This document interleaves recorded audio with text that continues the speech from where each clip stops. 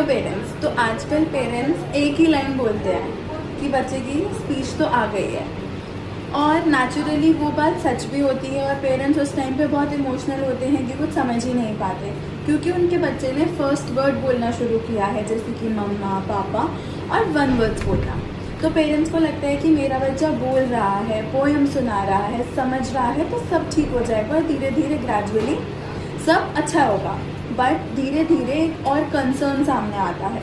वो कंसर्न होता है कि बच्चा सब समझ रहा है, बोल भी रहा है, पर कन्वर्सेशन नहीं कर पा रहा है, जो बहुत इम्पॉर्टेंट होता है।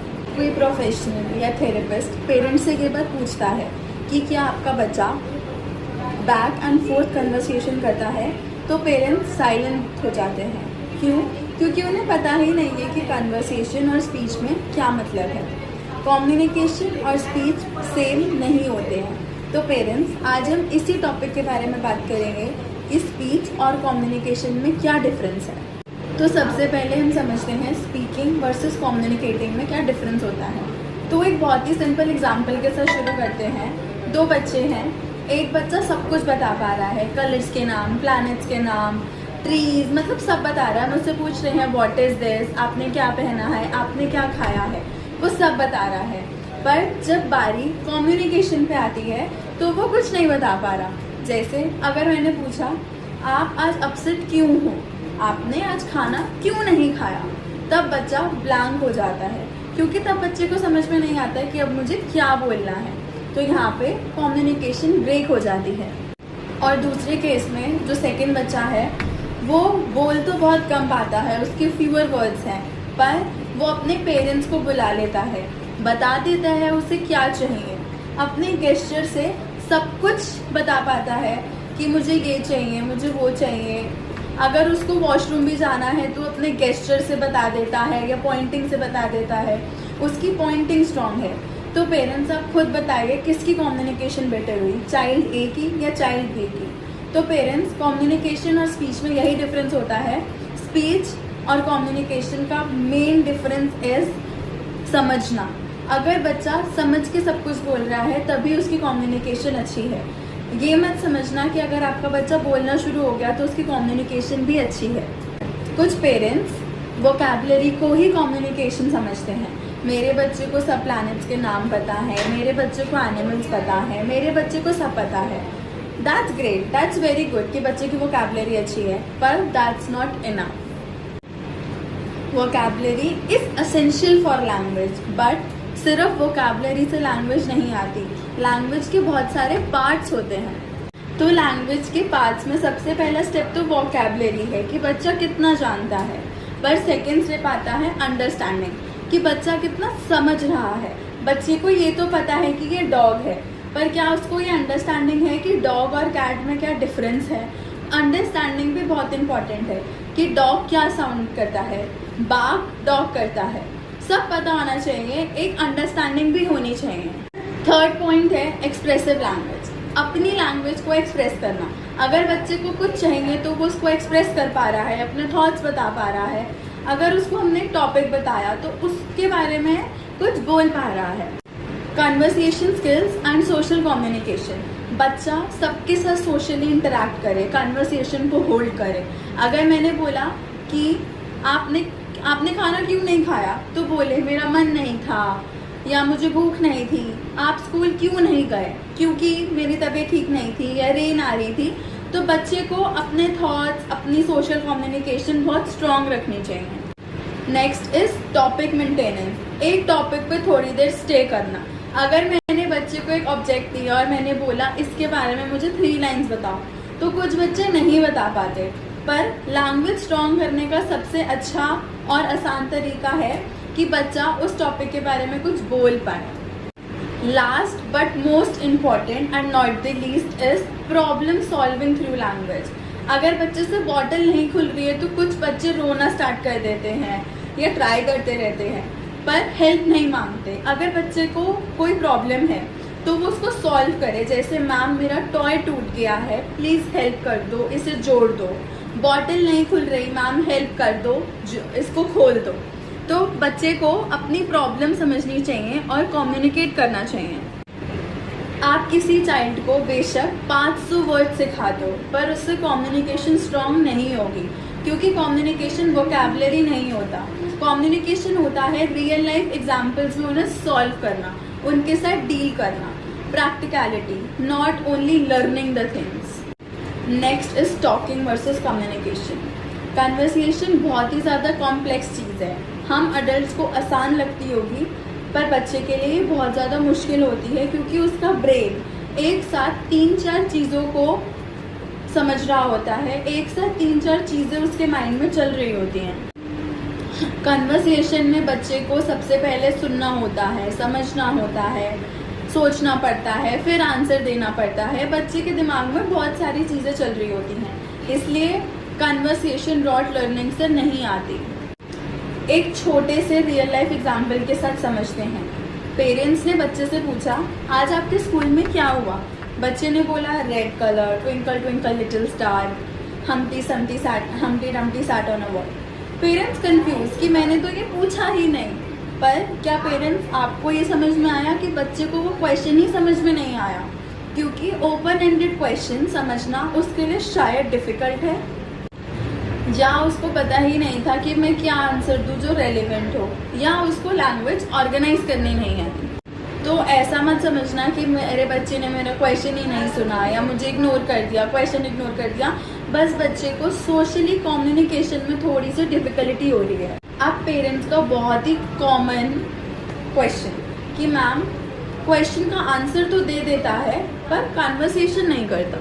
ये इसलिए होता है क्योंकि हर टाइप का क्वेश्चन सेम नहीं होता है। अगर आपने क्लोज एंडेड क्वेश्चन पूछा है, जैसे व्हाट कलर इज दिस, तो बच्चे ने बोला ब्लैक, तो इसमें बच्चा क्या कन्वर्सेशन होल्ड करेगा? क्लोज एंडेड क्वेश्चन में बच्चे को आंसर पता होता है, बस वो उसे रिट्रीव कर लेता है कि ये वाला कलर तो ब्लैक है।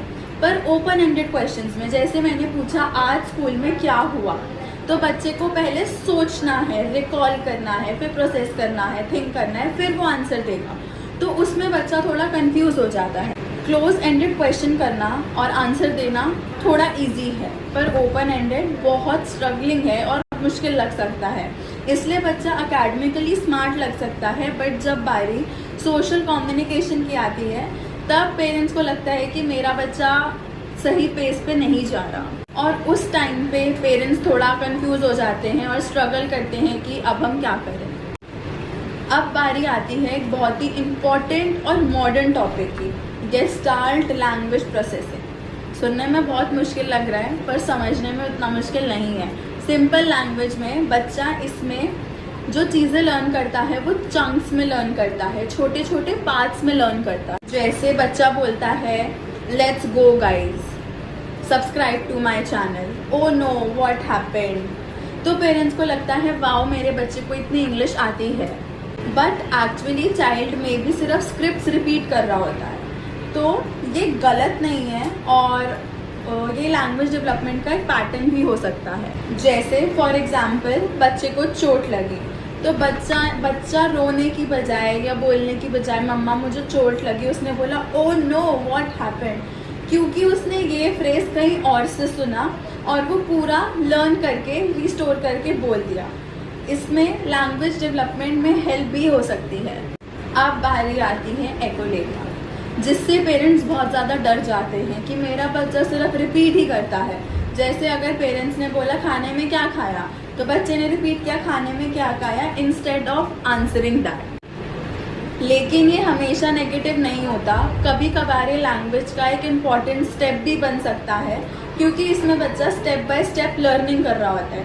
कभी कभार बच्चे आंसर क्वेश्चन के साथ आंसर भी रिपीट करते हैं। जैसे अगर हमने पूछा पानी चाहिए, तो बच्चे ने बोला पानी चाहिए हाँ, तो इसमें बच्चा लर्न भी कर रहा है, तो हमेशा नेगेटिव नहीं होता है। और इम्पॉर्टेंट बात याद रखना पेरेंट्स कि हर रेपिटेशन मीनिंगलेस नहीं होती। कभी कभार बच्चा उस रेपिटेशन में अपने वर्ड्स को कम्युनिकेट कर देता है, अपनी जो उसे चीज़ चाहिए उसे कम्युनिकेट करके बताना चाह रहा होता है। अगर आपको नोटिस करना है कि आपका बच्चा सोशली कम्युनिकेट नहीं कर रहा है, तो कुछ ईजी स्टेप्स हैं जो मैं आपको बताऊंगी। जैसे कि बच्चा बैक एंड फोर्थ कन्वर्सेशन नहीं कर पा रहा है, हमेशा अपने फेवरेट टॉपिक पे बात करता रहता है, या वर्ड्स रिपीट करता है, समझ नहीं पा रहा, आप जो बोल रहे हैं उसका डिफरेंट आंसर दे रहा है, टॉपिक सडनली चेंज कर देता है, या प्रिटेंड प्ले में भी डिफिकल्टी हो रही है, बिल्कुल नहीं सुन रहा, तो ये कुछ साइंस हैं जिससे आप समझ सकते हैं कि आपका बच्चा सोशली कम्युनिकेट नहीं कर पा रहा है।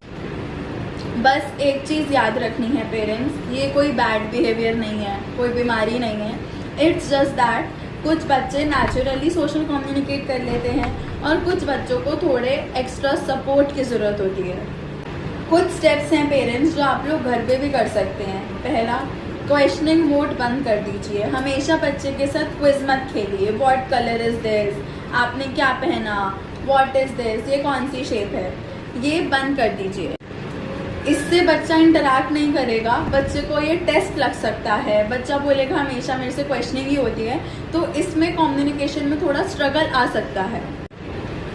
क्वेश्चनिंग से अच्छा अपने रियल लाइफ एग्जाम्पल्स बताओ, बच्चे के साथ इंटरैक्ट करो। जैसे आपको पता है आज मैंने मार्केट में एक छोटा सा डॉग देखा, आप पॉज दोगे तो बच्चा इंटरैक्ट करने का ट्राई करेगा। मे बी बच्चे का रिस्पॉन्स आए वाओ मम्मा वो क्या कर रहा था, या बच्चा अगर छोटा रिस्पॉन्स भी दे रहा है कि अच्छा, तो वो भी मैटर करता है पेरेंट्स। डेली लाइफ की चीज़ें यूज़ करो, जैसे वाओ गरम गरम रोटी खा लो, उप्स पानी गिर गया, नहाते टाइम वाओ बबल्स, सोप से बबल्स आ रहे हैं। इससे बच्चे को कम्युनिकेशन में इंटरेस्ट आएगा और बच्चा जल्दी लर्न करेगा। पॉज मोर, आपने बच्चे से क्वेश्चन किया और हम लोग एक्सपेक्ट करते हैं कि बच्चा उसी टाइम आंसर दे, पर बच्चे को थोड़ा सोचने का टाइम देना चाहिए। यूजुअली क्या होता है, हमने बच्चे से क्वेश्चन किया व्हाट कलर इज दिस, बच्चे ने 1 सेकंड में नहीं बोला तो हम प्रॉम्प्ट देना शुरू कर देते हैं, हम लोग खुद आंसर दे देते हैं।